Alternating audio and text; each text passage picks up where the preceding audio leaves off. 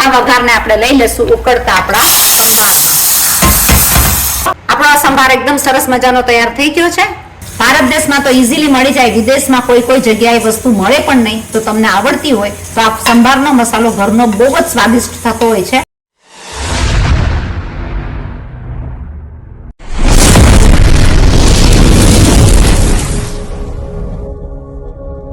પણ ડીશ આપણે સાઉથની જ્યારે બનાવીએ ત્યારે સાઉથની ડીશ માટે આપણે બનાવી નાખશું સંભાર। અને સંભાર કેમાં બનાવશું? પ્રેશર કુકરની અંદર।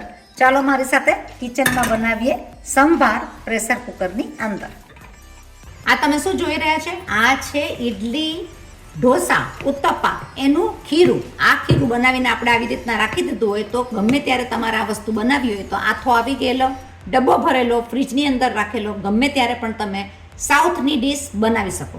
તો બરાબર તમે વિચાર કર્યો છે, આજે આપણે બનાવી નાખશું આમાંથી તો ભાઈ ગમે એ બનશે, પણ બનાવી નાખશું જોડે સંભાર। અને સંભાર કેવો? પ્રેશર કુકરનો। ટાઈમ છે કોની પાસે? જોયું ને તમે, આથો કેટલો સરસ આવ્યો છે। આવો આથો આવેલો હોય તો ગમે એ વસ્તુ સાઉથની બનાવો તો બહુ જ સરસ રીતના બને। આ જશે બધેલું ફ્રીજની અંદર, ગમે ત્યારે છોકરાઓને ખાવું હોય ફટાફટ રીતના તમારે આ ઢોસાને બધું બની જાય। ઓસ્ટ્રેલિયાની અંદર એક ઢોસો મળતો હોય છે $19 થી $20 ભાઈ ઓસ્ટ્રેલિયાના ભાવની વાતો સાથે $19 થી $20 એટલે તમે વિચાર કરીને કરજો, $1 નો થાય ₹50, એટલે તમે સમજી લો 1500-2000 નો એક ઢોસો મળે ભાઈ। એ તો ખાવા જવાય જ નહીં ને। તો આપણે બનાવી નાખશું સંભાર કેવો? એક વાટકાનો સંભાર, પણ પ્રેશર કુકરની અંદર ફટાફટ 5 થી 7 મિનિટમાં રેડી। હવે ભાઈ તમે જે આ દાળ જોઈ છે ને એને તમે આમને આમ રાખશો તો ચડતા વાર લાગે। આને પલાળેલી દાળ અડધી કલાક પહેલા ફટાફટ ચડી જાય। ટાઈમનો પણ બચત, પૈસાનો પણ બચત।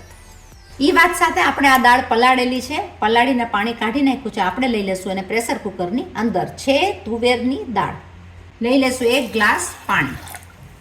ભાઈ આપણા મસાલામાંથી લઈ લેશું માપથી થોડું એવું નિમક। નિમક નાખેલું હોય તો ધ્યાન રાખવું, જ્યારે તમે સંભાર વઘારો ત્યારે ઓછું નાખવું। થોડું એવું હળદર, જેથી કરીને કલર દાળનો બહુ જ સરસ આવે।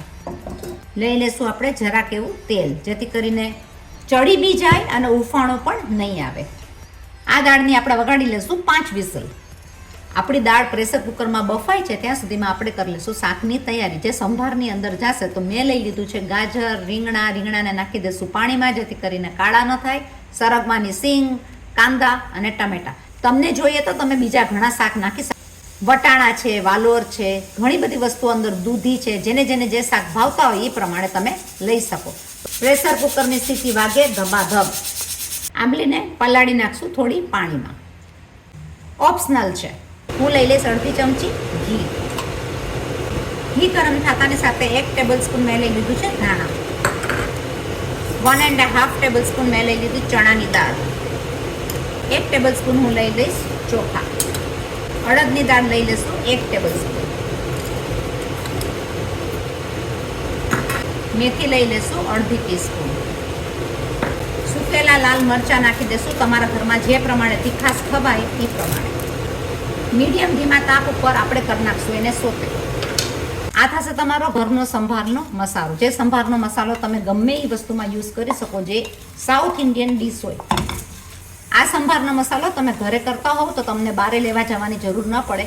ભારત દેશમાં તો ઇઝીલી મળી જાય, વિદેશમાં કોઈ જગ્યાએ વસ્તુ મળે પણ નહીં, તો તમને આવડતી હોય તો આ સંભારનો મસાલો ઘરનો બહુ જ સ્વાદિષ્ટ થતો હોય છે। આપણે એને શેકી લીધો છે 2 મિનિટ, અને 2 મિનિટમાં શેક્યા પછી એનો કલર આખો ચેન્જ થઈ ગયો છે। ઠંડા થયા બાદ આપણે એને કરી નાખશું ગ્રાઇન્ડ। જ્યારે ઠંડુ થતું હશે હજી આપણે 2 વસ્તુ એની અંદર કરશું એડ।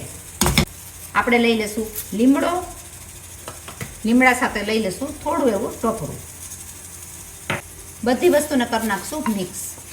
આ જ્યારે તમે કરતા હશો તો આખા ઘરની અંદર સુગંધ એકદમ આવશે। ચલો ભાઈ, મસાલો તો તૈયાર થઈ ગયો, ત્યાં સુધીમાં આપણી દાળ પણ બફાઈ ગઈ છે।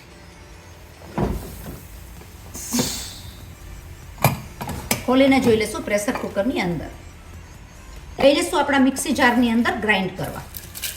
થોડો હજી કલર વધારે સારો કરવા માટે લઈ લઈશ થોડી એવી હળદર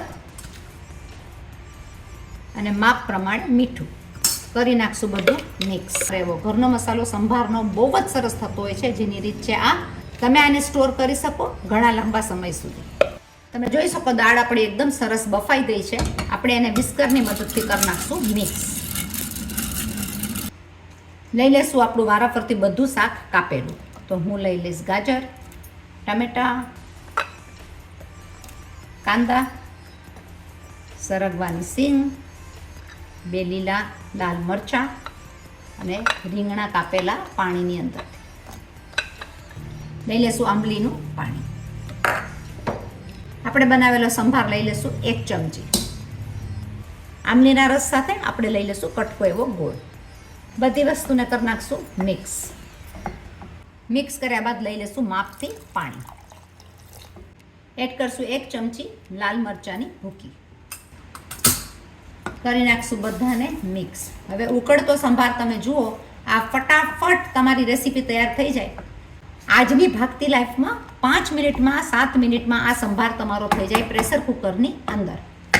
આપણો ઝટપટવાળો સંભાર એકદમ સરસ તો ઉકળતો તમે જોઈ શકો, એકદમ સરસ લાગે છે. આપણે એને થવા દેશું 1 સીટી વગાડીને રેડી છે ને. ઝડપથી થવાવાળો સંભારનો મસાલો પણ ઘરે બની ગયો અને આપણો સંભાર પણ બની ગયો. 5 થી 7 મિનિટમાં થઈ જાય રેડી.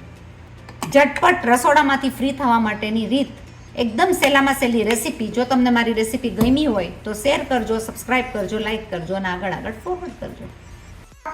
આપણો આ ઉકળતો સંભાર એકદમ સરસ મજાનો તૈયાર થઈ ગયો છે. 1 સીટીની બાદ આપણે એની અંદર લઈ લેશું વઘાર. વઘારમાં અમે મૂકી દીધું છે 1 ટેબલ સ્પૂન જેટલું તેલ. આપણે લઈ લેશું એની અંદર રાઈ, જાશે એની સાથે થોડી એવી અડદની દાળ, ચપટી એવી લઈ લેશું હિંગ, લઈ લેશું 2-3 સૂકા મરચાં, સાથે લઈ લેશું આપણો લીમડો સુકેલો અને વઘાર થઈ ગયો છે આપણો એકદમ જ સરસ મજાનો. થવા દેશું થોડો એવો કડક. આ વઘારને આપણે લઈ લેશું ઉકળતા આપણા સંભારમાં. છે ને, સમય નથી, ટાઈમ નથી, સંભાર બની ગયો છે. ગમે એ વસ્તુ તમારે બનાવી હોય તમે બનાવી શકો. અને ઉકળતો સંભાર તમે જુઓ, જાડો પાતળો તમને જેમ જોઈએ એમ તમે બનાવો. સંભાર પ્રેશર કુકરનો બહુ જ સરસ થતો હોય છે. જરૂર બનાવજો. આપણો આ સંભાર એકદમ સરસ મજાનો તૈયાર થઈ ગયો છે. આવીએ છીએ બીજી નવી રેસીપી સાથે. ત્યાં સુધી બનાવો સંભાર ઇડલી સાથે, ઢોસા સાથે, ઉત્તપા સાથે, ગમે એની સાથે. પણ સંભાર બનશે ઘરના મસાલા સાથે એકદમ ટકાટક.